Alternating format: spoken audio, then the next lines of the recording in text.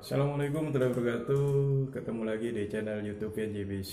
Kali ini kita ingin wawancara narasumber yaitu Pak Hendra Desma Adiwiguna SPD terkait dengan eksplorasi permasalahan yang ada di SMK Baitur Rahmah. Oke, langsung saja kita menuju ke narasumber, kita tanya-tanya.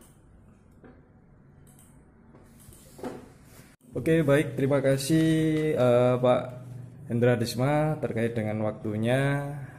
Di sini saya selaku mahasiswa PPG dalam jabatan 2023 ingin melakukan penelitian Pak terkait dengan permasalahan-permasalahan yang ada di lingkungan SMK Baitur Rahmah. Oke, di sini Pak saya ingin bertanya Pak, yang pertama, apa sih kira-kira penyebab dari motivasi belajar teori siswa ini rendah, Pak? Ah, ya, baik. Motivasi itu sesungguhnya adalah di dalam diri masing-masing pribadi. Nah, jadi tergantung si pribadinya itu dan tergantung juga dengan lingkungan sekitar. Nah, kalau pergaulannya teman-temannya mempunyai motivasi belajar yang tinggi, maka dengan sendirinya si bersangkutan tadi itu akan memiliki motivasi yang tinggi juga. Akan tetapi sebaliknya, jikalau motivasi di lingkungannya, teman-temannya terutama itu rendah, otomatis yang bersangkutan juga ikut motivasinya terdorong untuk ke yang rendah. Jadi penyebabnya itu kita harus bisa memastikan kita bisa menjaga stabilitas motivasi terutama lingkungan belajar siswa, sehingga nanti akan mempengaruhi siswa tersebut untuk berkembangnya di dalam sekolah, terutama di kegiatan belajar mengajar. Mungkin itu yang bisa saya sampaikan terkait motivasi belajar siswa yang masih rendah. Oke, terima kasih Pak Disma. Untuk pertanyaan yang kedua Pak Disma, terkait dengan apa sih penyebab kurangnya hubungan komunikasi guru dengan murid ini rendah, Pak? Nah, jadi kalau kita berbicara eksternal, yang artinya itu sekolah komunikasi dengan murid, dalam tanda kutip guru dengan wali murid ya. Ya. Nah, jadi penyebabnya itu sangat kompleks kalau kita melihat penyebabnya. Akan tetapi penyebab yang sering terjadi itu jikalau ada orang tua siswa itu yang broken home, yang artinya orang tuanya berpisah, maka si A ini biasanya ikut neneknya, dan neneknya sudah usia lanjut, sehingga guru baik wali kelas maupun dari perwakilan sekolah itu ingin komunikasi itu kesulitan. Nah, sehingga yang dirasakan penyebab kurangnya hubungan seperti itu. Maka kita ingin menyampaikan perkembangan si anak di sekolah kita, akan tetapi di dalam kita menyampaikan ke wali, terutama yang keluarga dari broken home itu, si anak ini ikut neneknya atau kakeknya yang sudah usia lanjut itu mengalami kendala terkait komunikasi. Mungkin itu penyebab salah satunya kenapa hubungan komunikasi guru dengan wali murid itu kurang efektif, mungkin seperti itu Pak. Oke, terima kasih Pak. Lanjut ke pertanyaan ketiga Pak, terkait dengan penyebab model pembelajaran inovatif yang masih belum maksimal Pak di siswa Pak, kepada siswa Pak. Jadi terkait penggunaan model pembelajaran yang inovatif itu untuk pembelajaran era sekarang itu memang dituntut Pak. Jadi guru itu harus kreatif dan inovatif dalam menggunakan metode pembelajaran sehingga bisa menyenangkan, dan itu nanti berakibat akan diterimanya oleh siswa.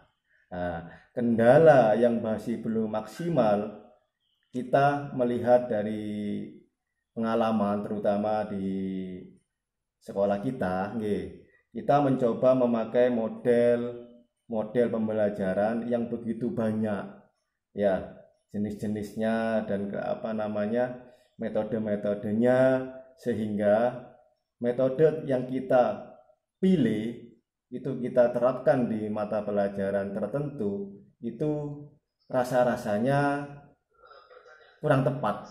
Nah, sehingga solusinya adalah supaya pemilihan metode pembelajaran atau model pembelajaran yang tepat itu sangat penting, sehingga biar tidak ada kendala dan pembelajarannya bisa maksimal. Mungkin untuk solusinya adalah bagaimana kita sebelum memilih model itu kita pastikan bahwa model ini tepat untuk digunakan di dalam materi kita, karena berbagai model itu belum tentu bisa diterapkan di pembelajaran, terutama di materi-materi tertentu. Wah, mungkin itu Pak untuk lebih jelasnya. Oke, terima kasih Pak. Untuk pertanyaan yang keempat Pak, kira-kira apa sih Pak penyebab siswa putra ini ketika selesai olahraga ini tidak ganti seragam lengkap Pak? Jadi mungkin hanya bajunya saja yang ganti, celananya enggak. Itu apa sih Pak penyebabnya Pak? Nah, ini kan kita kalau berbicara pada tingkat SMK, otomatis siswa, terutama siswa putra ya. Nah, siswa ini sudah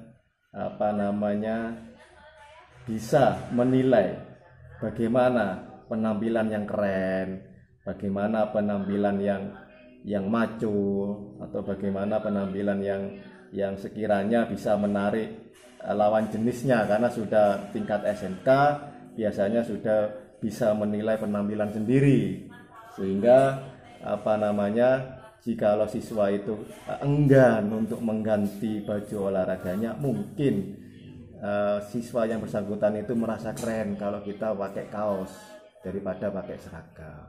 Karena kita SMK, otomatis siswa sudah mengenal akan bagaimana penampilan yang menurut si siswa itu baik.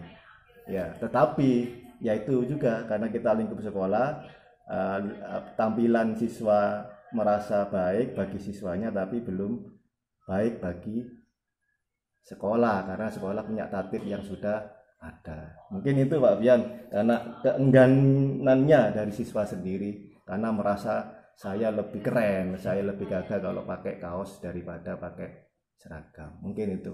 Oke, terima kasih Pak Risma. Untuk pertanyaan terakhir Pak, kira-kira apa sih Pak penyebabnya teknologi yang digunakan siswa ini belum dimanfaatkan untuk pembelajaran Pak? Nah, kembali lagi ke poin yang nomor berapa tadi? Nomor 3 ya.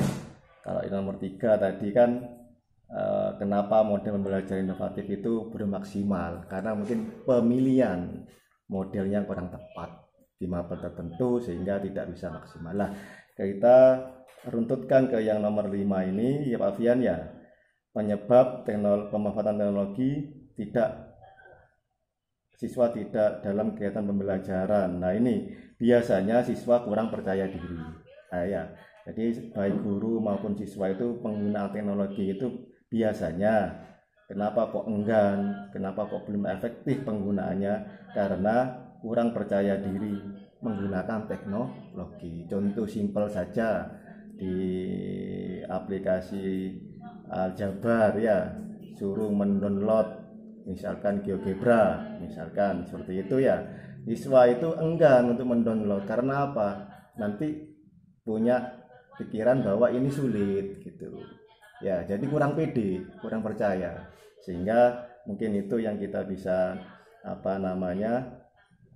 yang kita bisa sikapi, bagaimana kita mempercayakan kemampuan siswa dulu, memantik kemampuan siswa sehingga siswa itu punya percaya diri yang kuat bahwa kita sudah zaman Z lah istilahnya anak sekarang itu, kita harus bisa melek teknologi.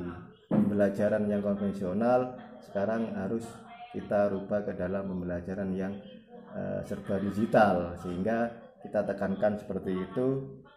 Digital ini akan mempermudah setiap masalah atau setiap kegiatan yang dikira itu sulit, dengan metode dengan penggunaan teknologi itu akan mempermudah. Tapi ya itu juga kadang-kadang yang saya alami, yang saya temukan dalam pembelajaran itu siswa kurang pede. Pak nanti ini gimana, Pak nanti ini gimana, nanti gimana, gimana itu keengganan siswa untuk berubah ke dalam pemanfaatan teknologi khususnya di dalam dunia pendidikan. Mungkin itu Pak Pian. Oke, terima kasih atas hasil dari wawancara ini Pak. Semoga bermanfaat. Yeah. Oke, terima kasih. Saya Iri. Wassalamualaikum warahmatullahi wabarakatuh.